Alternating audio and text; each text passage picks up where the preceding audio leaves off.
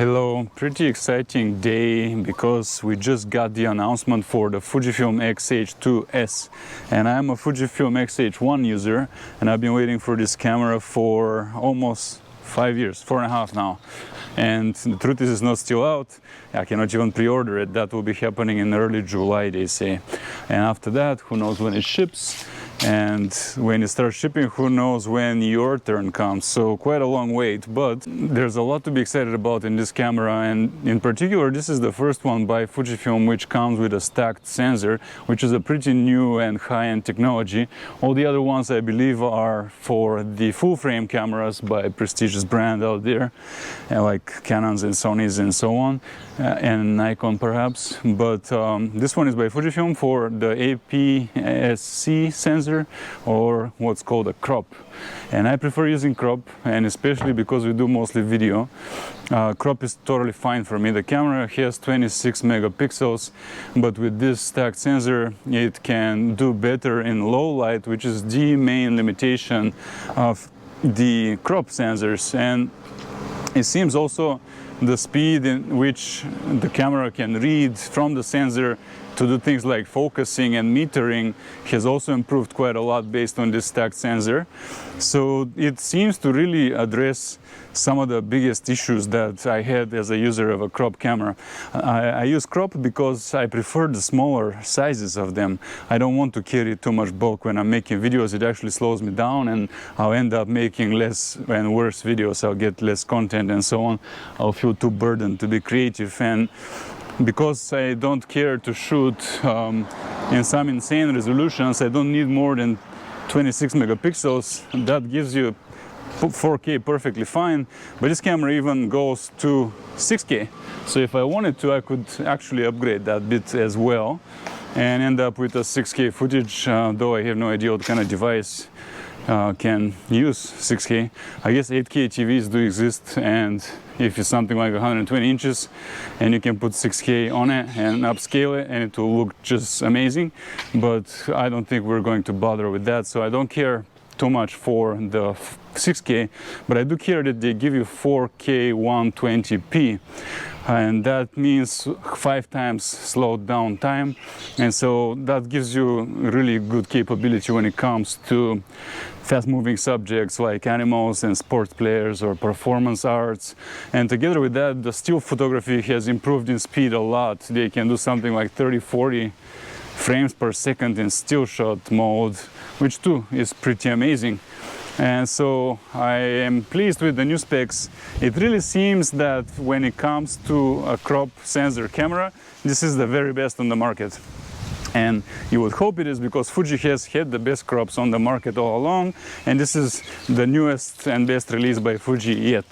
Now, these were the highlights for me at least, and one other big highlight has been that even though it's a Fuji, even though Fuji users really love the manual controls, and I do too, all the vintage dials and so on, this one preserves some of that, but it also actually kind of bridges the gap to the other kinds of cameras. In particular, they have the dial with the memory on it, so you can have finally one switch toggle between all your settings for video and for still photography. And that matters in particular if you really want to get particular about your the shutter speed and frame rate ratio, which is meant to give you the most natural look, and you would see less glitches when there's motion and so on. That also reminds me that I read some information and some reviews. Because of this stacked sensor technology, there's a lot less bugs around the rolling shutter. And so normally when you have motion with these cameras, especially digital mirrorless cameras and so on, they have what's called a rolling shutter. You can get glitches in your image when there are subjects moving or you're moving the camera yourself, and they say they have vastly improved that. So it seems like in all the ways that this kind of technology suffered, they have made good or very big improvements. So besides those highlights, I'm now going to go through the list of the announcements and all the specs that they released on the marketing page by Fujifilm and see what sticks out and talk about some of these things.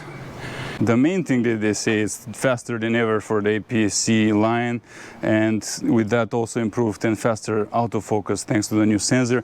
While it has a new sensor, it also has a new processor, and so everything should be beefed up, all its capabilities in the same time. The next thing is that yes, it has increased the recording time, it has increased the resolution to 6K, and it supports more advanced codecs like the Apple ProRes and so on. It also says something about an efficient workflow, so I wonder what that is, so double check in a minute here. The other big thing that I was wondering is I had the first version of what's called IBIS, in-body image stabilization, in XH1, which is why I bought that camera to begin with. And since then there has been XT4 with IBIS, which I think improved upon it, and I wanted to know whether they have further improved it for the XH2S, and yes, they say they have, and now it's a 7-stop body image stabilization and so on. They say they've improved the body and the operation controls, which I was just mentioning, so it kind of becomes closer to modern cameras and less of a vintage camera, which we'll see how much of the vintage controls that I like they've sacrificed when I get one. Now, they hype this processor a lot, and as well as the sensor. They're calling it a stacked backside illuminated sensor. It says it combines the existing technology with a stacked layer structure that quadruples readout speeds for faster image processing capabilities. So based on this technology, they claim everything you do with the camera is faster, because everything you do with the camera pretty much has to do with reading with the processor from the sensor. So that relationship, if it can be sped up, that means everything in your camera is sped up, and therefore that's why you can get stuff like the 4K 120 and so on. It says the processor has improved twice, so 2 times faster than the last one. That would be huge.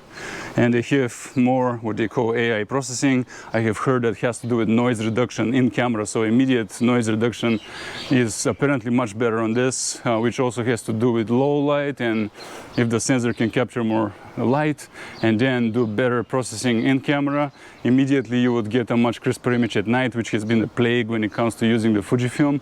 And at times you would simply have to put it away because you have lost too much light, and that was the very big reason to go for a full frame. So if they've made good improvement on that front, that's closing the gap so much better. So we'll see. They also claim that they have reduced the power consumption, which means the batteries would last longer, and that's another big thing that Fuji suffered from. So we shall see if that is true and how true that is, meaning how much better it is, because I really want to know. It's easy with a Fuji for me to go to 2-3 cameras before, or it's easy with a Fuji for me to go through 2-3 batteries before Susie even changes one on her Sony, so it has been bad, and I hope that has improved a lot. Now the burst shooting we talked about, I don't care for it too much, but there's a time and place where you would. You can just have incredible bursts with this thing. It's on par pretty much, or a little lower than some of the finest, most expensive cameras on the market when it comes to speed. And as well as improved autofocus and subject tracking. Notoriously, Fujifilm hasn't been too good at that. Sony has been beating them by a lot, though they have beaten everybody. But I heard and read some tests. People say this comes very close, if not better, to what Canon can do. Canon has had very good autofocus all along. So if Fuji caught up to Canon, I am very happy with that. They say they're leveraging things like deep learning and AI and so on to track subjects of all kinds that are moving. It really seems like they've gone into action with this, sports, performance arts and so on. They want you to be able to do the best job possible without having to buy the giant $10,000 full frame camera. They support a lot of the top specs, you know, 10-bit image quality and so on, 10-bit color, 6K, 4K 120, all that I mentioned already. You can do up to 240 minutes continuous recording, which, you know, before cameras would really chunk and they would start dying and so on, and so you couldn't really record for a long time too well. So if there's a performance concert, conference, whatever, you would actually end up suffering and you couldn't do it well. They say this has improved, and to address long-standing overheating issues when you're shooting at such high resolutions, they actually ship external fan. So I guess if you have these needs, high resolution, long time recording, then you can get the fan and fix all that overheating issue. Yeah, optional cooling accessory they're calling it.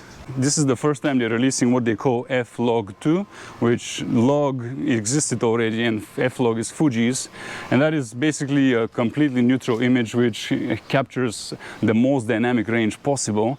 Then you have to post-process harder or apply what's called a LUT, a lookup table, and you can take it back to some of the nicer profiles. But if you do that on your post-processing machine, you end up with more dynamic range, and that as well is very good in contrasted or low light situations. So they claim here that now the F-Log2, it broadens the dynamic range a lot and expanded dynamic range of 14 plus stops. And I read another place that that is indeed the case. With this new sensor, they have much improved the dynamic range. Now, this was yet another reason you would want to go to a giant sensor that captures more light, but perhaps the stacked sensor can give you that in a crop camera. Now, I keep making the same point, but that is really the main thing. This is Fuji making a big stride, by the sound of it, to close the gap between crop sensors and full frame sensors. And this gives me the chance to use all my very small, in comparison, lenses for the crop sensor that I have had all along by Fuji, and allows me to be able to be on par in almost every situation with these giant cameras that cost 3-4 times more money, and so do the lenses, by the way. So then when you're thinking about the entire system, using crop actually saves it a lot. But if you're able to get the pro grade footage out of it, then why go higher and carry the bulk and spend the money? This talks about as well improved workflows like RAW output versus HDMI, remote recording function, and these are kind of perks which in some situations work well. And so about the IBIS 2, they say that because of the new processor and sensor, they're able to make IBIS stabilize way better at lower light. And that's huge because notoriously very many cameras simply lose their ability to stabilize when the light is low, and that really wasn't the greatest. We'll see how close this stability gets to some of the top of the line for this type of thing, like GH5 by Panasonic has hit all along. Though that has a smaller sensor, they couldn't do even half of the things that Fuji can do at this level. So if the IBIS came close to the 4/3, then you don't need to ever buy a 4/3. So the other stuff seems a bit more incremental and intended to give you better control of it. They've improved here a little bit of stuff like XH2 all along had among the best shutter I've ever used, perhaps the best I've ever used. They say they've made it even better. They say they've made the body even sturdier, even more weather resistant, even more drop or shock resistant, and the grip even more comfortable. Now, I don't know how much they've improved any of that until I actually use the camera. I'm just telling you what the marketing says, but the ones that are technical specs that I already went over do seem like a very vast improvement, and I'm really excited to use this camera because I've been waiting for so long for an upgrade. Sony released something similar, the A7S3 or so, no, A7 3S, I don't know, but it's a video geared camera which has a small megapixel count, but it has a giant dynamic range, really good autofocus and really good IBIS. And if I get that kind of camera into the XH2S, that is exactly what I need. And so I'll report back when I have the camera and when I've tested it so I can review it. See you then.